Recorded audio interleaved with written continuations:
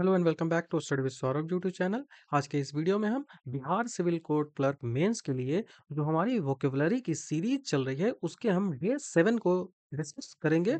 Day 6 के बाद मैं स्टॉप हो गया था क्योंकि थोड़ा बिजी चल रहा था। फिर जो ग्रुप के मेंबर्स हैं उनके लिए कंटेंट प्रिपेयर करने में काफ़ी समय लगता है, जिस कारण से मैं बिजी हो गया था।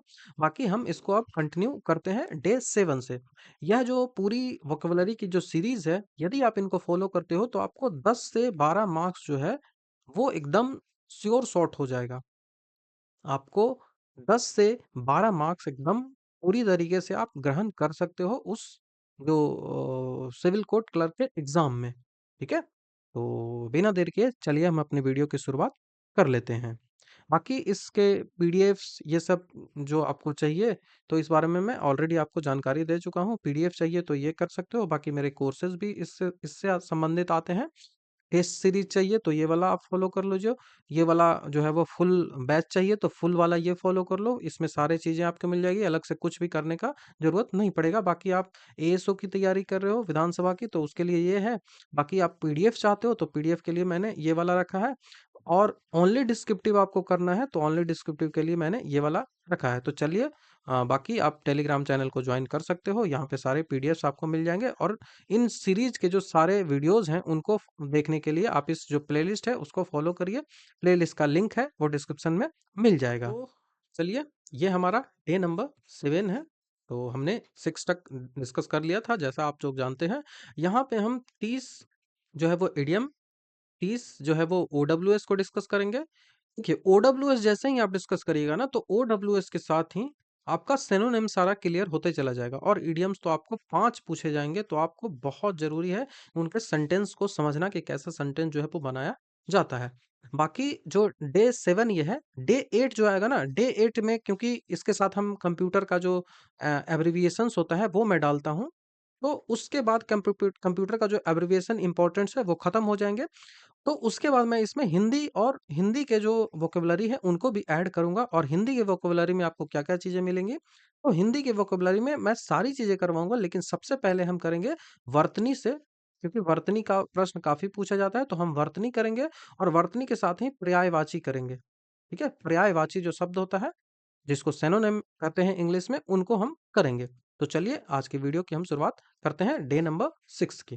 तो सबसे पहले हम 30 जो है वो ओडब्ल्यूएस को देखेंगे। तो ओडब्ल्यूएस में जैसे आपसे पूछा जाएगा कि एक आदमी जो इंटर करता है किसी घर में चोरी करने के इरादे से, इलीगली, तो चोरी करने के इरादे से जब घुसेगा तो वो इलीगल होगा ही, तो उसको बोलते हैं बर्गलर।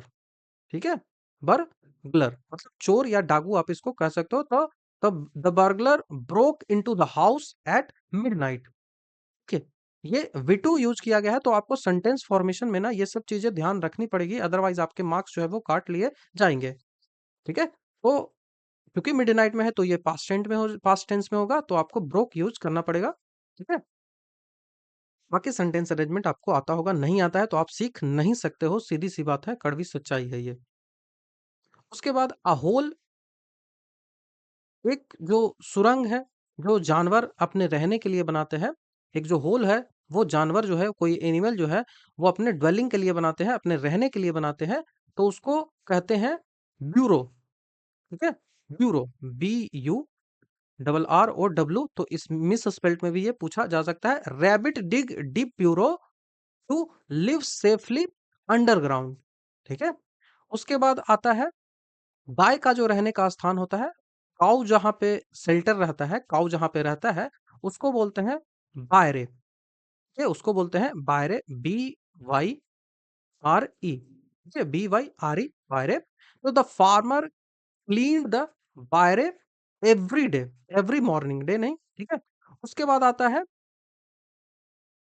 जो ऐसा साउंड को हार्श, डिस्कॉर्डेंट साउंड या फिर loud sound, confusing, disagreeable sound. Disagreeable sound मतलब ऐसा साउंड जो आपको कर्कश लगे, ऐसा साउंड जो आप डिसएग्री कर जाओ उन चीजों पे। वो डिसएग्री जब चीजों पे आप करते हो ना, तो वो भी कहलाता है इसी टाइप के साउंड में, आप यूज कर सकते हो इनको। ठीक है, तो इसको बोलते हैं कैकोफोनी, कैकोफोनी। ठीक है, कैकोफोनी। तो the traffic noise created a cacophony in the city. ठीक है, तो ये कैकोफोनी होगा। ठीक है, दूसरा हम देखेंगे यहाँ पे कि एक ऐसा व्यक्ति जो बहुत सुंदर लिखता हो, ब्यूटीफुल राइटिंग वो करता हो, ठीक है, तो उसको क्या बोलेंगे? Someone skilled in पेनमैनशिप। पेनमैनशिप, तो पेनमैनशिप किसको बोलते हैं? तो ब्यूटीफुल राइटिंग को बोलते हैं पेनमैनशिप। तो इसके लिए आती है कैलीग्राफी। ठीक है, कैलीग्राफी, ये आपको मिस स्पेल्ड में भी पूछा जा सकता है, तो कैलीग्राफर। ठीक है, कैलीग्राफी जो सुलेखन की कला होती है, जो नीचे आपको दिया गया है कैलीग्राफी, और ये जो है वो ग्राफर, ई आर जैसे ही लगा देंगे तो वो करने वाला जो सुलेखन करता है, तो वो कैलीग्राफर कहलाता है। तो the calligrapher design wedding invitation with elegant stocks. ठीक है, स्ट्रोक्स। उसके बाद है कैलीग्राफी, तो लिखने की जो कला होगी, सुंदर लिखावट जो होगी वो कहलाती है। तो she learn calligraphy to enhance her hand writing. ठीक है, उसके बाद a man devoid of kind feeling and sympathy. एक ऐसा व्यक्ति जिसमें कोई संवेदना हो ही नहीं, डिवॉइड हो वो सिंपैथी से, जो काइंड फीलिंग होती है उसकी, संवेदना जो होती है उससे वो है ही नहीं उसके पास, वो कठोर व्यक्ति है, तो उसको बोलेंगे कैलस। ठीक है, उसको बोलेंगे callous. C A double L O U S, callous. तो कैलोस बोलते हैं कठोर या फिर संवेदनहीन व्यक्ति। तो his callous behaviour hurts his friends deeply. उसका जो संवेदनहीनता, जो कठोर व्यवहार है, वो उसके दोस्तों को बहुत गहरा चोट पहुंचाता है, बहुत गहरा आघात लगाता है। उसके बाद है एक ऐसा व्यक्ति जो हमेशा अपने आप को, जो उसका रियल नेचर होता है, उसको छुपाते रहता है।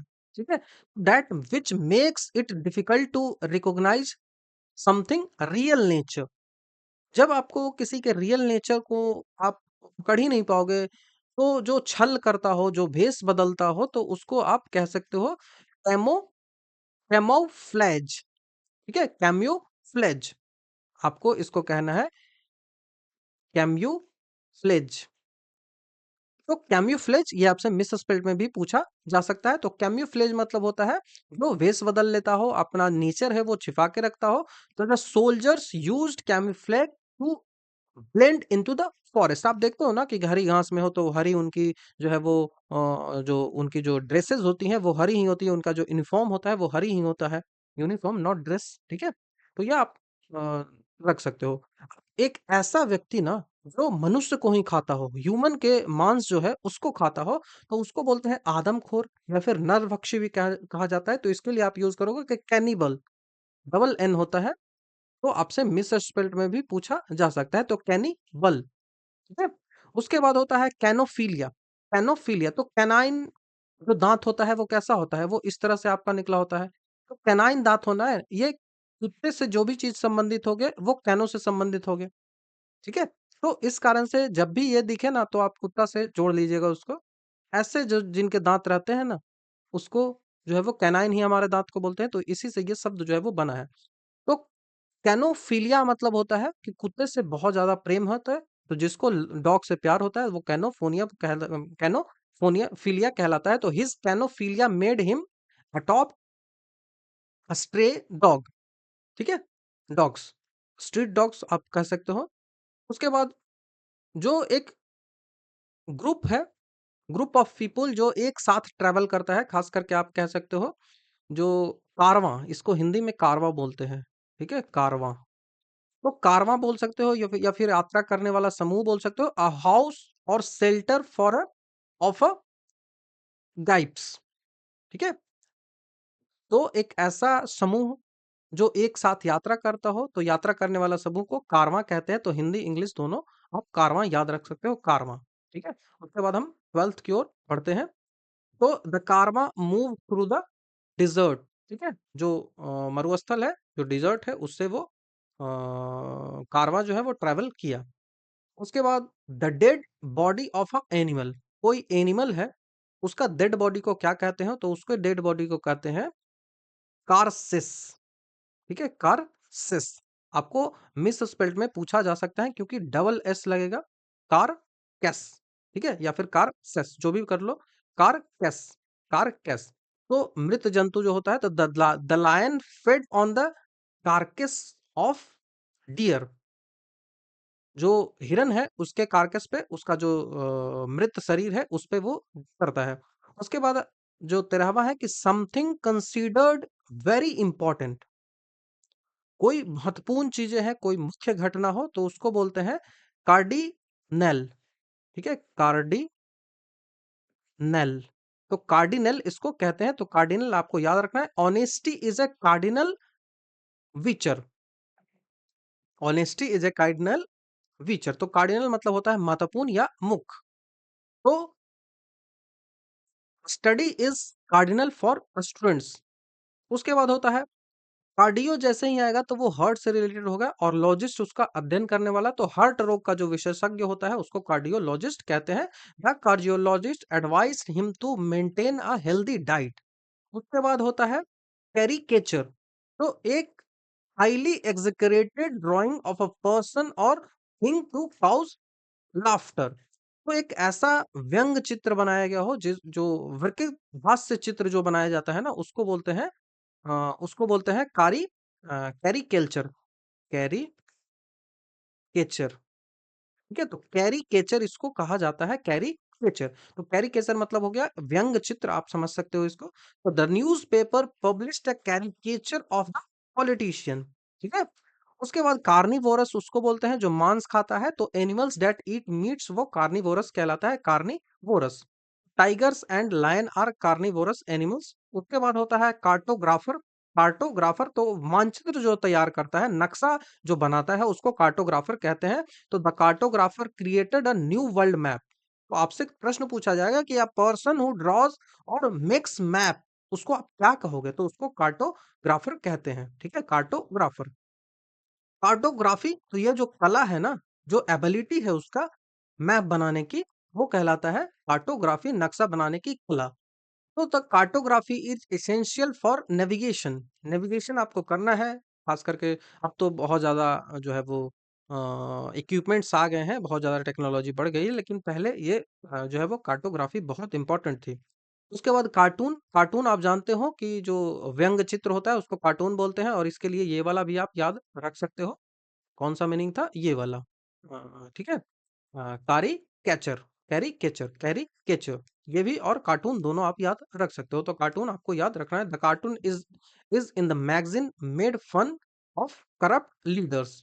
उसके बाद कसिनो, तो एक ऐसा जगह जहाँ पे जो है वो जुआ खेला जाता है, तो गैम्बलिंग जहाँ होती है वो कसिनो कहलाता है। The tourist visited a casino in the Los Angeles, Las Vegas है, लॉस एंजल्स नहीं, लॉस वेगस। उसके बाद a large deep pot used for cooking and saving food, serving food. तो भुना हुआ जो खाना है वो रखने वाला बर्तन होता है, उसको कैसरोल कहते हो। तो आप जो रोटी रखते हो ना, वो कैसरोल ही होता है। ठीक है, जिसको शायद यूजुअली लोग हॉट पोट पता नहीं बोलते हैं, तो वो कैसरोल ही कहलाता है। ठीक है, कैसरोल वो कहलाता है। कैटलॉग जो आपका सूची हो पूरा, आपकी जो पूरी वर्क जो सूची, जैसे एक कंपनी है, जूते की मान लो एक कंपनी है, तो वो जूते की कंपनी क्या करेगी, अपना जूता है वो एक पेपर पे तो तैयार रखेगी ना, उसके जो है वो सैंपल्स डिजाइन जो है वो तैयार रखेगी ना, कैटेगरी के साथ, प्राइस के साथ, मॉडल नंबर के साथ। तो वो जो है वो सूची कहलाती है। तो complete list of book of और आइटम, तो एक बुक रहेगा जिसमें आपके सारे लिस्टेड हो। जैसे मेरा मेरा व्हाट्सएप आप इस नंबर पे जाके चेक करिए, वहां पे मेरे सारे जो बैचेज आते हैं ना, सारे बैचेज उनके कैटलॉग बने हुए हैं, तो वो कैटलॉग कहलाता है। तो the library has a catalogue of rare books. ठीक है, तो आसान हो जाता है जब आपके पास कैटलॉग हो तो चीजों को ढूंढना आसान हो जाता है। उसके बाद कहता है कि causing great damage of suffering. तो प्रलय, प्रलयंकारी या फिर विनाशकारी जो होता है, उसके लिए आपको कैटास्ट्रॉफिक यूज कर सकते हो। कैटास्ट्रॉफिक मतलब विनाश होना, प्रलय आना, ये सब के लिए कैटास्ट्रॉफी यूज किया जाता है। ठीक है, तो catastrophic. Earthquake has a catastrophic effect on the city. विनाशकारी रहा, प्रलयकारी रहा। उसके बाद हो गया a large deep metal pot used for cooking over an open fire।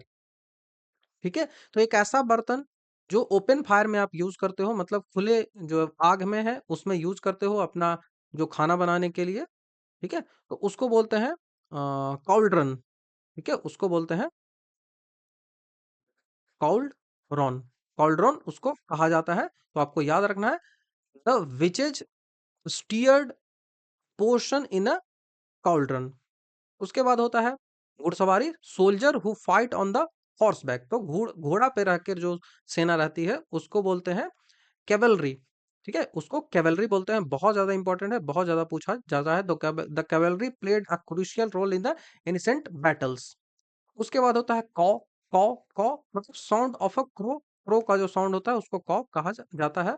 उसके बाद है सीज फायर। तो अभी देखिए ट्रम्प जो है वो जेलेंस्की और रूस और यूक्रेन का जो सीज फायर करवा रहा है, मतलब युद्ध विराम या फिर संघर्ष विराम के लिए सीज फायर यूज किया जाता है। तो the two countries declared a cease fire after piece talk. उसके बाद जो है वो ऐसा व्यक्ति जो पूरी लाइफ जो है वो अनमैरिड रहता है, ब्रह्मचर्य अविवाहित रहता है, उसको बोलते हैं सेलिबेसी। बहुत ज्यादा इंपॉर्टेंट है सेलिबेसी। ये आपको मिस स्पेल्ट में भी पूछा जा सकता है। तो सेलिबेसी, सेलिबेसी आपको याद रखना है। Some monks practise celibacy their whole life. उसके बाद जो है वो सेलर, सेलर नॉट एस, ये सी से है, सीलर, ठीक है? तो सेलर, सेलर मतलब होता है भूमिगत भंडार या फिर तहखाना, ठीक है? भूमिगत भंडार या फिर तहखाना। तो सेल मतलब आप उसी से सेलर बना है। तो underground place for storing wine और प्रोविजंस, ठीक है? तो the old house had a seller field with wine bottles. तो खास करके जहाँ पे जो वाइन्स रखी जाती हैं, जो शराब रखी जाती है, उनके लिए सेलर यूज किया जाता है जमीन के अंदर।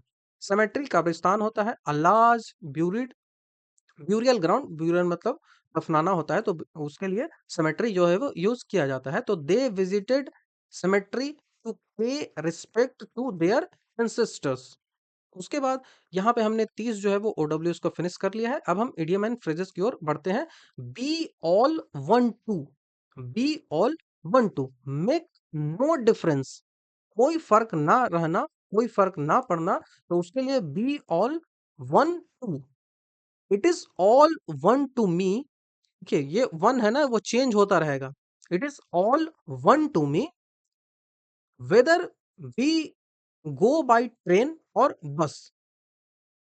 तो ये जो है वो मुझे कोई फर्क नहीं पड़ता कि मैं जो है वो ट्रेन से जाऊं या फिर बस से जाऊं, मुझे इससे कोई फर्क नहीं पड़ता। तो it is all one to me, it is all one to me. तो बी के जगह ये वर्ब फॉर्म यूज करेंगे, बी के जगह वर्ब फॉर्म यूज करेंगे। तो आपको ये याद रखना है।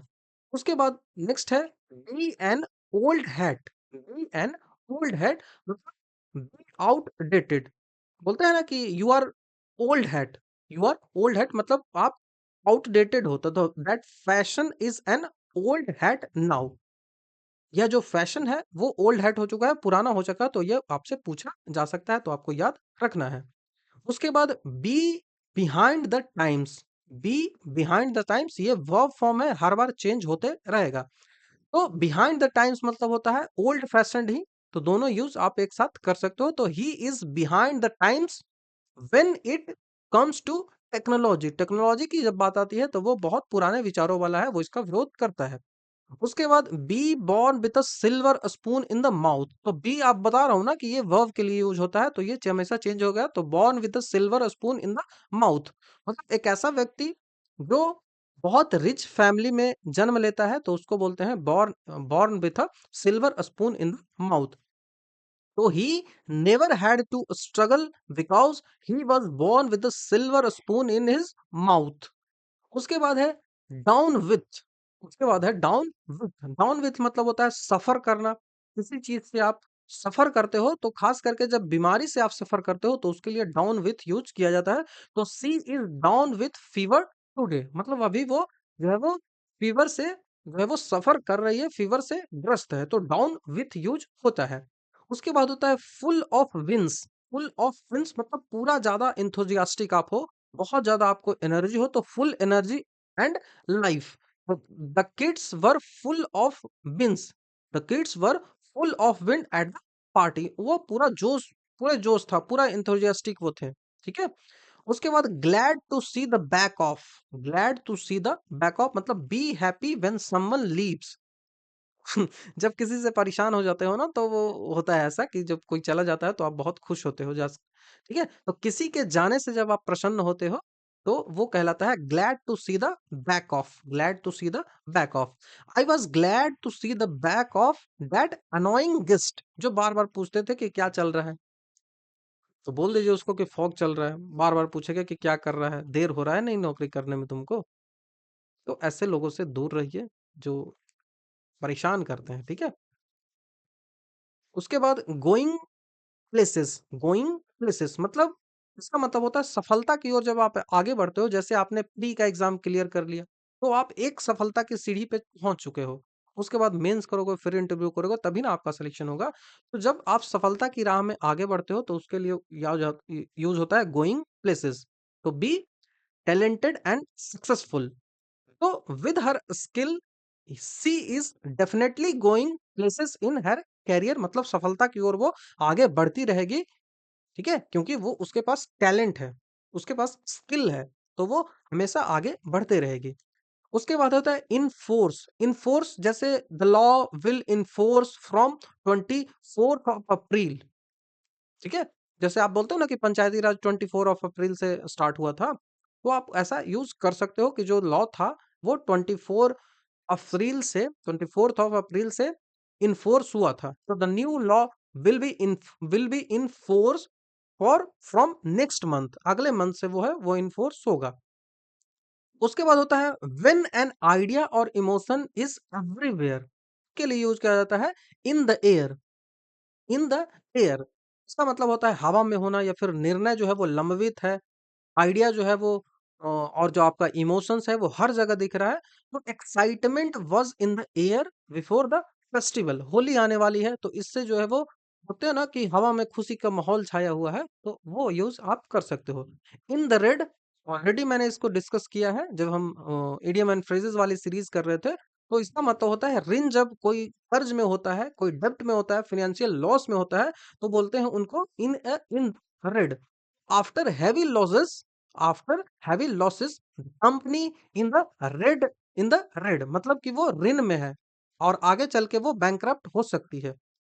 उसके बाद in two minds, not do, in two minds, तो इन टू माइंड्स मतलब होता है unable to decide what you gonna do या फिर व्हाट यू विल डू। तो I am in two minds about taking new job, कि मैं इसको लूं जॉब को या फिर नहीं लूं, तो मैं इस दुविधा में हूं, मैं असमंजस में हूं। उसके बाद लेफ्ट स्टैंडर्ड, लेफ्ट स्टैंडर्ड मतलब टू बी अबंडेंट, अबंडेंट मतलब छोड़ना होता है, और ब्लेम इन द एंड, तो या तो आप किसी को छोड़ देते हो एंड में, ठीक है, आप किसी को छोड़ देते हो या फिर आप किसी को ब्लेम करते हो लास्ट में कि तुम्हारी गलती के ही कारण ये चीजें हुई। तो या तो आप ये ब्लेम वाला यूज कर सकते हो या फिर आप अकेला छोड़ने वाला यूज कर सकते हो। तो ही वॉज लेफ्ट स्टैंडर्ड, ठीक है, he was left standard after his friends left without him, ठीक है, वो अकेले उसको छोड़ दिया। उसके बाद आता है on the high alert, on the high alert जैसे कोस्टल एरियाज में जो है वो due to tsunami, due to ongoing tsunami, the government has the government had told coastal states that be be on a high alert, तो ऐसा use कर सकते हो। The police were on high alert during the rally, जो rally था उसके उस समय जो पुलिस था वो हाई अलर्ट में थे, तो आपको याद रखना है on high alert, be on on high alert आपको याद रखना है। उसके बाद on the air, on the air मतलब होता है ब्रॉडकास्ट जब किया जाता है, तो the prime minister speeches will be on the air at 8 PM, मतलब वो ब्रॉडकास्ट होगा 8 PM से, तो ऑन द एयर इसके लिए यूज किया जाता है। उसके बाद on the square, on the square मतलब होता है एक्ट एंड स्पीक ऑनेस्टली, तो ईमानदारी और सच्चाई जो होता है उसको बोलते हैं ऑन द स्क्वायर। तो she is always in the square, she is always on the square in the business dealing. तो बिजनेस की डील जब भी होती है तो वो हमेशा ईमानदारी दिखाती है, वो हमेशा ऑन द स्क्वायर रहती है। Out of border, out of border मतलब a device not working properly और बिहेविंग, एक ऐसा डिवाइस जो प्रॉपरली वर्क नहीं करता है, तो उसके लिए खराब या अनुचित होना कह सकते हो, तो out of border. The elevator is out of order again, ठीक है, out of order not border. Out of order इसके लिए यूज किया जाएगा कि एलिवेटर जो था, देखिए एलिवेटर और लिफ्ट में आपको अंतर पता है, तो एलिवेटर, एलिवेटर एस्केलेटर को बोलते हैं, जो ऐसे ऐसे चलेगा, और लिफ्ट जो है वो सीधा ऊपर नीचे चलता है, और ये सीढ़ी होती है, तो ये दोनों में अंतर होता है, ठीक है। Under no illusion, under no illusion मतलब सच्चाई को पूरी तरह से जब आप समझ जाओ, मतलब आपके पास कोई भी इल्यूजन ना हो, कोई भी आपके पास दुविधा ना हो, तो वो कहलाता है अंडर नो इल्यूजन। तो to be fully aware of the truth, सच की जानकारी आपको पूरी तरह से जब हो, तो आप कहोगे कि I am under no illusion about her behaviour. तो he is under no illusion about the difficulties ahead, आगे आने वाली जो परेशानियां हैं उससे वो पूरी तरह से वाकिफ है कि आगे क्या होने वाला है। उसके बाद under somebody's thumb, under somebody's thumb मतलब completely controlled by someone, completely controlled by someone. तो he is under his boss thumb, somebody के लिए हम क्या यूज कर रहे हैं, समबडी के जगह हम बॉस यूज कर रहे हैं कि वो अपने बॉस के थंब पे है, तो समबडीज, तो under his bosses thumb and follow every order blindly, जो भी बोलता है वो अंधे की तरह एकदम मान लेता है, ठीक है। उसके बाद bent behind the year, bent behind the year मतलब होता है यंग एंड इनएक्सपीरियंस्ड, जिसके पास कोई भी अनुभव ना हो, तो इसके लिए आप मैच्योर भी यूज कर सकते हो। तो देखिए एंटोनिम सिनोनिम आपको मिलता चला जाएगा। इन एक्सपीरियंस के लिए आप अमेच्योर, अमेच्योर यूज कर सकते हो। अनुभवहीन जो व्यक्ति होती है अमेच्योर इसके लिए यूज कर सकता हो। तो he is still wet behind the ears, he is still wet behind the ear in this field. तो यह जो फील्ड है, इस फील्ड में वो, इस क्षेत्र में वो अनुभवहीन है, उसके पास कोई भी अनुभव नहीं है। उसके बाद वर्ल्ड्स अपार्ट, वर्ल्ड्स पार्ट इसका मतलब होता है वेरी डिफरेंट, वर्ल्ड्स अपार्ट बहुत ज्यादा अलग होना, their opinion on politics are worlds apart, जो हस्बैंड एंड वाइफ का जो ओपिनियन है वो वर्ल्ड्स अपार्ट है, दैट्स व्हाई दे जो है वो सेपरेटेड। उसके बाद bear down, bear down, bear down मतलब होता है to move forcefully towards someone, तो किसी के पास आक्रामक ढंग से जब आप जाते हो, फोर्सफुली जाते हो किसी के पास समवन की ओर जब बढ़ते हो, तो वो बियर डाउन कहलाता है। जैसे जो बीपीएससी जो प्रोटेस्टर थे, जो स्टूडेंट्स है, वो गांधी मैदान की ओर बियर कर रहे थे, तो वो बियर डाउन यूज कर सकते हो आप, ठीक है। तो सोल्जर बोर डाउन, ठीक है, तो ये वर्ब है तो इसको V2 में बदलना पड़ेगा। तो जो सोल्जर वो down on the enemy camp, ठीक है, फोर्सफुली वो इनेमी के कैंप में घुस गए। उसके बाद बियर इन द माइंड मतलब याद रखना, to remember something, bear in the mind that deadline is tomorrow for this form filling, for this examination, ऐसा कुछ। बियर द बर्ंट ऑफ, बहुत ज्यादा एग्जाम में पूछा गया सवाल यह है, बियर द बर्ंट ऑफ मतलब to suffer the worst part of something, मतलब बहुत ज्यादा नुकसान उठाना, एकदम जो वर्स्ट है ना, एकदम जो सबसे खराब है, बद से बदतर जो बोला जाता है ना, वो आप सहन कर लेते हो, ठीक है, वो आप उससे सफर करते हो, तो वो कहलाता है द स्मॉल शॉप्स और the Brunt of the economics, economic crisis, तो बहुत ज्यादा नुकसान वो उसको उठाना पड़ा। Bear the palm, bear the palm मतलब इसका मतलब होता है टू बिम, टू विन मतलब जीत जाना, विजय प्राप्त करना। तो in the race she bore the palm with ease, with ease मतलब बहुत आसानी से वो जीत गई। उसके बाद बियर अप विथ, तो इंड्यूर समथिंग डिफिकल्ट, तो डिफिकल्ट सिचुएशन है उसको इंड्यूर करते हो, उसको आप सहन करते हो, तो उसके लिए यूज किया जाता है बियर अप विथ। तो सी वोर, अब आप देख रहे हो कि V2 हर जगह यूज हो रहा है, तो V2 आपको यूज करना पड़ेगा। तो सी वोर up with loss of her father bravely, ठीक है, तो बहुत ब्रेवली, बहुत जो है वो मजबूती से उसने अपने जो पिता का लॉस हुआ उसको उन्हें सहन किया। बियर विथ मतलब धैर्य रखना, पेशेंस रखना विथ समवन, तो please bear with me while I fix this issue, तो आप मुझ पे धैर्य रखिए, I will solve that, I will fix that issue. Beat around the bush बहुत ज़्यादा इम्पोर्टेंट है। अवॉइडिंग मेन टॉपिक, तो आप जो मेन टॉपिक है उससे बात नहीं कर रहे हो, घुमा-फिरा के आप चल रहे हो, तो stop beating around the bush and come to the point. Beat one's brain out, beat one's brain out इसका मतलब होता है to put in maximum effort. तब जितना ज्यादा आप प्रयास कर सकते हो वो आपको प्रयास जब आप करते हो तो उसके लिए यूज किया जाता है beat one's brain out, beat one's brain out.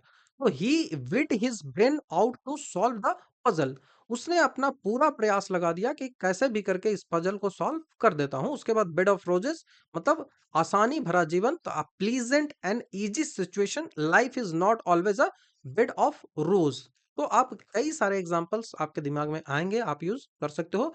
बाकी मैंने काफी डिटेल से आपको बताने का प्रयास किया है ताकि आपको चीजें समझ में आ जाए, नॉट रटना। आप चीजों को जब समझ लीजिएगा तो वो ज्यादा अच्छा होगा। बाकी आप एग्जाम्पल्स को भी रट सकते हो, ये आप पे डिपेंड करता है कि आपकी जो क्षमता है रटने की वो कितनी है। यहाँ पे कंप्यूटर एब्रिविएशन है, जो कंप्यूटर एब्रिविएशन आज खत्म हो गया, जेड तक हमने कंप्लीट कर लिया है सेट में। तो 8 है ना, 8 नंबर जो है उससे हम क्या स्टार्ट करेंगे, तो यहाँ पे हम इसके जो बाद का सेक्शन है वहाँ पे हिंदी वोकेबुलरी हम स्टार्ट करेंगे, और हिंदी वोकेबुलरी में हम 2 चीज़ों को ऐड करेंगे। सबसे पहले हम पर्यायवाची लिखेंगे और उसके साथ ही हम जो है वो वर्तनी लिखेंगे, क्योंकि यहाँ से भी प्रश्न हिंदी में पूछे जाएँगे। तो ये रहा वीडियो जहाँ पे हमने 30 ओडब्ल्यूएस और 30 जो है वो इडियम एंड फ्रेजेस को काफ़ी डिटेल से डिस्कस किया। तो आई होप आपको वीडियो अच्छा लगा होगा। यदि आपको वीडियो अच्छा लगता है तो आप हमारे चैनल को सब्सक्राइब, वीडियो को लाइक, शेयर, कमेंट ज़रूर कर दें। ये मेरे लिए इम्पोर्टेंट है, मेरे मोटिवेशन का यही एक मतलब होता है। मैं इसीलिए स्टार्टिंग में नहीं बोलता हूँ, क्योंकि जो लोग लास्ट तक आए हैं, उन्हीं को शेयर मैं करने बोल रहा हूँ। जिनको पसंद नहीं आ रहा है, वो तो तुरंत चले गए होंगे। तो आपसे ही रिक्वेस्ट है कि आप शेयर करिए। बाकी जो है वो मैं तो अपना काम कर रहा हूँ, मैं अपनी मेहनत कर रहा हूँ, आप भी अपनी मेहनत करिए। तो यदि इसे फॉलो करते हो तो आपको बोल रहा हूँ ना मैं, 10 के 10 आप क्वेश्चन सही कर सकते हो। बस आपकी मेहनत पे डिपेंड करता है। तो थैंक यू। नेक्स्ट वीडियो में आपसे जल्द ही मिलता हूँ।